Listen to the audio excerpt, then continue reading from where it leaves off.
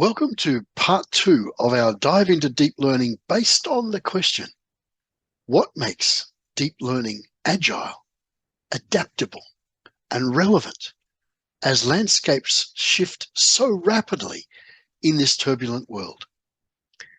I left you last time with the observation that deep learning through the 6 C's gives knowledge purpose. It provides authenticity, challenge, and generates engagement. In this short session, I wanted to look at the role of the teacher in building learning that is agile, adaptable, and relevant. As teachers, we have many roles. Recently, I asked a group of teachers to list some of these, and on screen you see some of the most common responses. I like first aid attendant in there, facilitator, listener, comforter, coach, learner, collaborator, referee. So as well as those myriad roles, we primarily focus on designing learning. At NPDL, we've identified 4 elements that when teachers pay particular attention to them, the learning experiences are richer and deeper. So these 4 elements, learning partnerships, learning environments, leveraging digital and pedagogical practices, also provide us a common language that can help us build precision as we become architects of learning. Let's take a look at these 4 elements in some more detail. First of all, learning partnerships, all about the relationships between and among students, teachers, families, and the wider community. It's about that question of, as a designer of learning, who else might I lean on to make this task deeper and richer? Is there an expert in the next classroom, across the corridor, in the parent community, or perhaps, as we've leveraged so well through the pandemic, on the other end of a Zoom camera? The learning environment not only refers to the physical space, as you saw perhaps with the sea tree slide in the previous video, but also to the socio-emotional climate in your classroom. Our friend Jean Clinton uses that phrase that the teacher creates the weather in the classroom. How do we foster an environment that respects all of the things that those young learners bring into our class each day? How do we ensure that they feel welcomed, a sense of belonging, a sense of safety, a sense of significance? How do we as teachers activate learning, build culture, and collaborate? I'll build that out in just a moment. In terms of leveraging digital, how do we move beyond using technology for simple transmission of information? Pedagogy, the driver, digital, the accelerator. How do we use technology to amplify, accelerate, and connect learners and learning? And finally, pedagogical practices, those teaching and learning strategies we use day in, day out. How do we embrace not only those proven practices that we know work, but also be prepared to take a look at some of those emerging strategies, many of which are scaffolded by technology, many but not all? How do we venture as teachers to broaden our repertoire of practices so that we meet the needs of all learners in our classrooms? It's that fusion, that blend of proven practices and experimenting with some of these emerging practices that keeps us and what we do at the cutting edge, and gives us the ability to communicate, to connect, and to build our repertoire of practices to meet the needs of all learners. I mentioned teacher as activator, as culture builder, as collaborator. You have expansions of this slide in your resource for this session. But let me talk a little around each one. The teacher is an activator, someone who really knows each of the learners in their classroom, who can create challenging learning goals and success criteria for each one of them, who can vary their pedagogical practices to meet those needs of unique learners, who is conscious of providing feedback that activates higher levels of learning, building autonomy and metacognition in our learners. The teacher as a culture builder, establishing those classroom norms that allow students also to take risks, to innovate, to be creative. A culture that engages student voice, choice, agency, leadership in co-design of learning, a challenging step. And a teacher who creates that learning environment, again, to support perseverance, self-control, belonging. And then finally, the teacher as a collaborator, not only with students, families, community, but also with colleagues, engaging in collaborative inquiry, professional dialogue, to build and share knowledge of deep learning.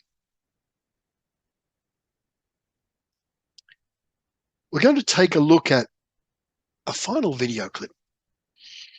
It comes to us from our friends in Newfoundland and Labrador and was produced in 2020, early in the pandemic, as we're all navigating the uncertainties of what school, teaching, learning might look like. As you watch, what do you notice about the teacher as an activator, as a culture builder and a collaborator? And how do these roles contribute to the agility, adaptability, and relevance of deep learning? You should have a recording template similar to this in the support resource, again, to help you jot notes. Let's take a look at this wonderful film clip and think about the role for teachers and how it contributes to deep learning as agile, relevant, and authentic.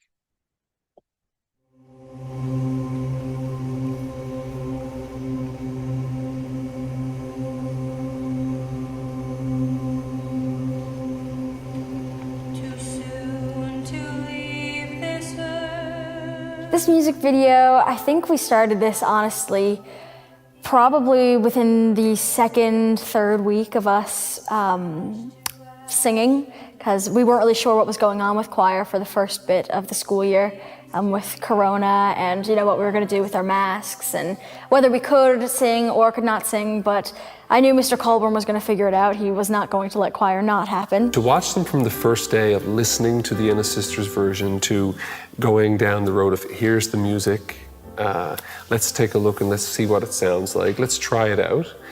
And to watch that, though, all of the students kind of collaborate with me, because it's not about me standing up and saying, this is what you're doing. I don't know what's relevant, or cool, so I have to go to them to get inspiration. So when I say, well, this is something that I think it's a great idea, how about we do this? Why don't we do that? And then they start to get involved. And that's when you see students really take ownership of things, and it's no longer school, it's like, this is ours. This is something that we have.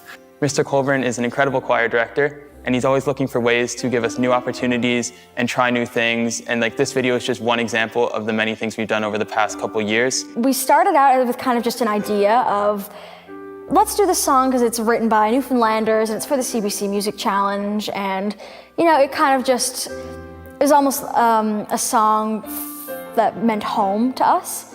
And then it kind of grew into this bigger concept of inclusivity and, you know, speaking for everybody who lives in Newfoundland, not just us. Speaking for the deaf community as well. I've heard a lot of deaf people like online say, like talk about like sign language interpretations of like songs, mainly from like hearing people, and like they just do like movements and like actions and stuff, and like a lot of it is really it's really like inaccurate and like appropriative. People don't know the difference, so like that's like what other hearing people come to like learn about like sign language and stuff, when it's actually like a language, like with like facial expressions and like different like signs for like words and stuff, and like a culture that like deaf people like own. At a time in our lives, particularly right now with all that's happening in the world, it's caused a collective awareness on marginalized groups and the importance of providing those groups with the support and the voice that they need. Our involvement with this project provided us with many opportunities. A pivotal piece was our philosophy of nothing about us without us. I could see in our Zoom session that was held with the deaf choir member Paula, the opening of minds. And in that moment, I bookmarked it in my mind. It was an important moment because to me, it really symbolized change was happening. And awareness is the cornerstone of change. I want to thank Robert for having an open heart and an open mind to allow me to be involved with the Holy Heart of Mary Choir. I'm so happy that I'll be involved with them. I want to spread deaf awareness of our beautiful language of ASL and our culture. And if you include deaf people in your project, it's not cultural appropriation. The more things that as a school we can offer these students while they're here, the more things they leave here with, and the more opportunities that they can continue to bring to other people. These students then crave more of those experiences because they are authentic. You can't learn them out of a book. It's an inward sense of a deeper understanding of things that are happening around them, and that is something that is truly part of the educational process for us. It meant something to the deaf community. Every little movement, it mattered. We had to edit it a few times, you know, change what we were doing because we realized it was wrong. And so it was all a learning experience for everybody, including Mr. Colburn, and I'm really grateful for it. I have to say, it's not something I'll ever forget. By participating in choir here at Holy Heart, I think you're able to find a sense of community, you're able to relate to other people, and you're able to make something beautiful together. As a music teacher, I want to be able to give my students as many experiences as they can have. It feels great that at the end of the day, they're going to walk away from this experience and say, remember when we were in high school and we made a music video?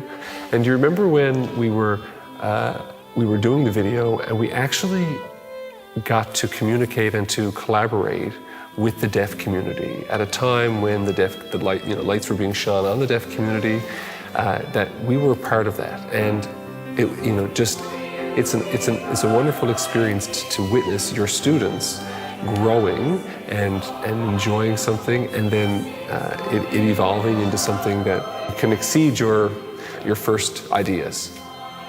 The world has changed. The world is about critical thinking. Can you adapt to the situation you're presented with without knowing what situation you're going to be encountering? And that is a core competency of deep learning, is the critical thinking piece. So thinking bigger, thinking inclusionary, thinking collaboration, it's very important, and they're skills that will take you anywhere, no matter what the situation you encounter when you leave high school. I just want to thank Robert and the Holy Heart of Mary Choir for providing us an opportunity to highlight the message of inclusion and the beauty of ASL and the beauty of signing in musical expression.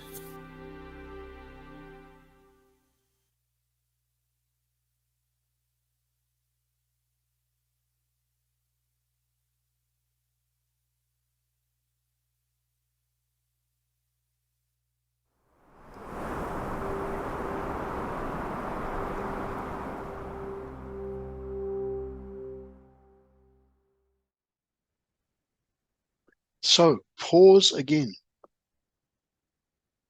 individually or as collectives. What did you notice? How is Mr. Colburn an activator, a culture builder, a collaborator? And what did that mean for and to the learners and the others in that community? How did Mr. Colburn broaden engagement and learning?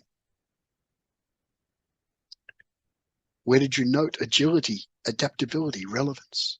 Which of the global competencies were learners developing?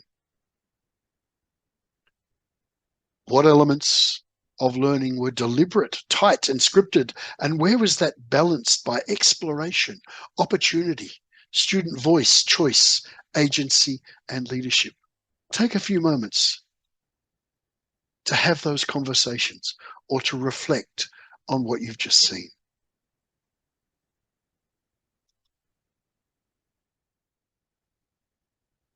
So, as we close this session, I'd invite you to create your own 1, 2, 3 responses in terms of deep learning, agility, adaptability, relevance. I'd invite you to share your thoughts on the Padlet wall that is linked to in the QR code or the bit.ly URL.